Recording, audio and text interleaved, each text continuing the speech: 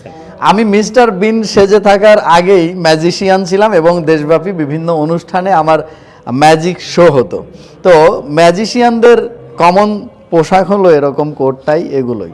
তো coat tie আমি আগেও পরতাম এবং তখনই দর্শকরা আরো বেশিভাবে আমাকে আবিষ্কার করতে পারে যে ওনাকে দেখতে মিস্টার বিনের মতো।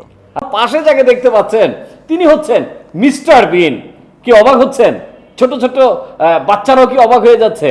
যারা 90 দশকের আছেন তারা খুব ভালো করেই চেনেন তাকে, আর বিশেষ করে এখনকার যুগের বাচ্চারাও কিন্তু তাকে চেনে, তবে খুব কম চেনে, তাই না? নাকি আগের খুব বেশি চিন্তা আপনাকে?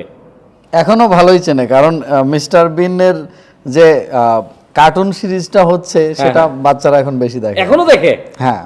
আচ্ছা আচ্ছা, তো আপনি বাংলায় কথা বলতেছেন, আমরা তো ইন্টারভিউ নিচ্ছিলাম ইয়াতে ইংল্যান্ডের মিস্টার বিনের, আপনি বাংলায় কথা বলতে পারেন? কারণ এখন আমি আছি বাংলাদেশে আর আমি বাংলাদেশি মিস্টার বিন বলেই পরিচিত। আচ্ছা, আপনি কোন কোন ভাষায় কথা বলতে পারেন? আর বাংলা আর টুকটাক ইংরেজি। বাংলা আর টুকটাক ইংরেজি, ঠিক আছে, তাহলে একটু টুকটাক ইংরেজি যদি বলেন। কি বলবো বলেন? কি মানে আমি তো জানি মিস্টার বিন পুরোপুরি কথা কয় না। হ্যাঁ হ্যাঁ, মিস্টার বিন তার যে মিস্টার বিন সিরিজটা আছে কমেডি সিরিজ, সেখানে মিস্টার বিন কখনো কথা বলেনি। আচ্ছা আচ্ছা, কিছু কিছু কথা yes no very good thank you এরকম দু একটা কথা বলেছে, তার ভয়েসটা এই যে এরকম অনেকটা। কেমন একটু দেখি? Thank you. Okay. এরকম আর কি, মানে এতটুকুই জাস্ট বলে? হ্যাঁ। আচ্ছা, আপনি কবে থেকে বুঝতে পারলেন যে আপনি মিস্টার বিন? আসলে এইটা আমি কোনোদিনই বুঝতে পারি নাই। হ্যাঁ, একটু ক্যামেরা দিকে। হ্যাঁ, আমাকে বিভিন্ন সময়ে বিভিন্ন মানুষ বলতেন যে আপনার ফেসটা অনেকটা মিস্টার বিনের মতো দেখতে। আচ্ছা আচ্ছা, তো এই বলা বলিতেই তারপরে সেইটাকেই কাজে লাগিয়ে উঠে আসার চেষ্টা আর কি। মূলত আমি আমাকে মিস্টার বিন বা তার মতো দেখতে হিসেবে আবিষ্কার করতে পারিনি, এটা করেছে দর্শক। আচ্ছা, ধরে নিলাম সৃষ্টিকর্তার এক অপূর্ব সৃষ্টি বা একই রকম সৃষ্টি আমি ধরে নিতে পারি, কিন্তু তার মতো হুবহু মানে কার্যকলাপ যে করেন, এটা কিভাবে আপনি রপ্ত করলেন?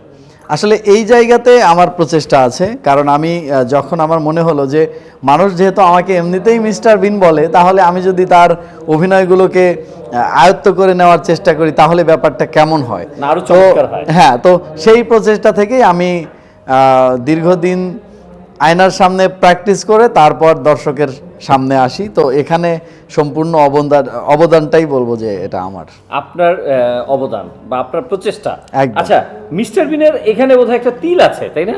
হ্যাঁ আমারও আছে, এই যে। আচ্ছা, এটা কিভাবে সম্ভব? দর্শক একটু ক্যামেরা একটু ভালো করে দেখেন তো, আমি একটু এটা উঠানোর চেষ্টা করি। এটা কি আপনি আলগা লাগাইছেন নাকি ভাই? এটা কোনো আর্টিফিশিয়াল কিচ্ছু না, শুধু পার্থক্য এতটুকুই, মিস্টার বিনেরটা এই জায়গাতে আর আমারটা এখানে অল্প একটু উপরে, তাছাড়া আর বিশেষ কোনো তফাৎ নেই। হায় হায় দর্শক, আসলে একেবারে হুবহু। আচ্ছা, এই যে আপনি যে কোট টাই ব্লেজার বা ইত্যাদি এগুলো পরে থাকেন, এগুলো কি আগেও পড়তেন নাকি মিস্টার বিন হওয়ার পর থেকে আপনি এটা পড়া শুরু করছেন?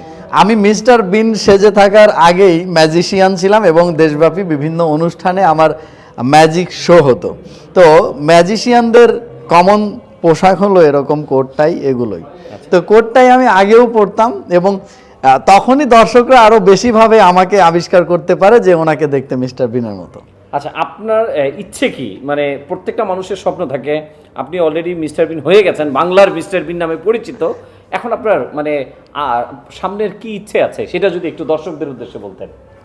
আমার ইচ্ছা, আমি মিস্টার বিনের মতো একদম ওভাবেই মানে ওনার ধারাকে অব্যাহত রেখে অভিনয় করে যেতে চাই এবং আমার প্রত্যেকটি অভিনয়ের মধ্য দিয়ে দর্শককে একটি গুড মেসেজ দিতে চাই, যা ইতোমধ্যে আমি শুরু করেছি। হয়তোবা আপনারা অনেক সময় অনেক টেলিভিশন প্রোগ্রামগুলোতে দেখে থাকতে পারেন যে আমার যে কোনো একটা কমেডি গল্পের মধ্যে পরিশেষে একটা মেসেজ থাকে, গুড মেসেজ।